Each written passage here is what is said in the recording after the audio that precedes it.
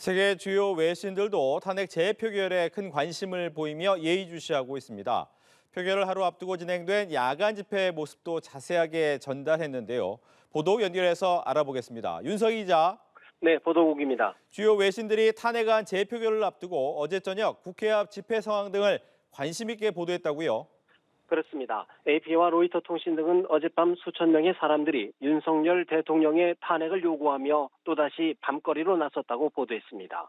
지난 목요일 윤 대통령이 계엄 시도를 옹호하고 야당들이 2차 탄핵을 준비하면서 한국 내 정치적 혼란은 더욱 심화됐다고 짚었습니다. 그러면서 탄핵을 요구하는 집회 참가자들의 목소리를 전달하기도 했습니다.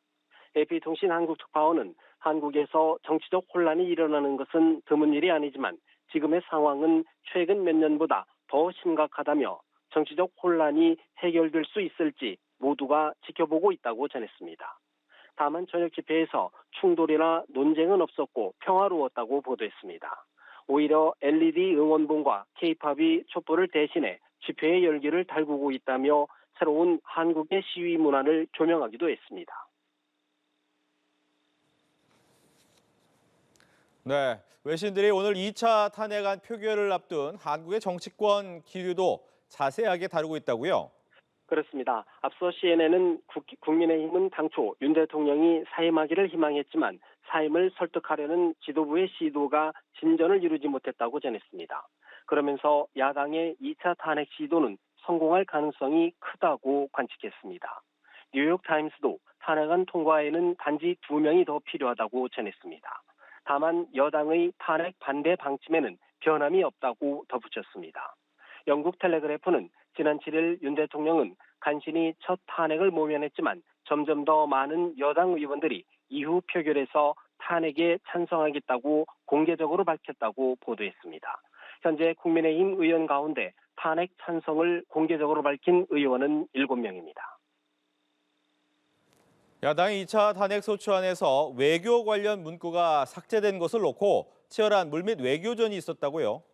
그렇습니다. 지난 7일 폐기된 1차 탄핵 소추안에는 윤석열 정부의 소위 가치 외교가 북한과 중국 등을 적대시하고 일본의 경도도에 있어 전쟁 위기를 자초했다며 탄핵 사유로 적시됐었는데요.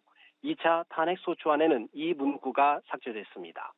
미국의 소리 방송에 따르면 필립 골드버그 주한미국 대사는 지난 12일로 예정돼 있던 이재명 민주당 대표와의 만남을 취소하는 등 미국 측이 우려를 표명한 것으로 전했습니다.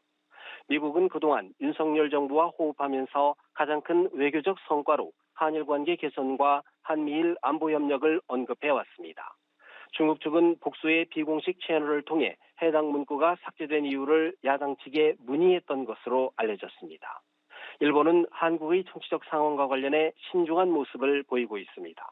이와야 다케시 일본 외무상은 어제 정례 브리핑에서 한국의 탄핵 소추안 표결과 관련해 어떤 전개가 될지는 예단을 불허하는 상황이라며 한국의 정치 상황이 하루빨리 안정되길 바란다고 언급했습니다. 지금까지 보도국에서 연합뉴스 TV 윤석입니다.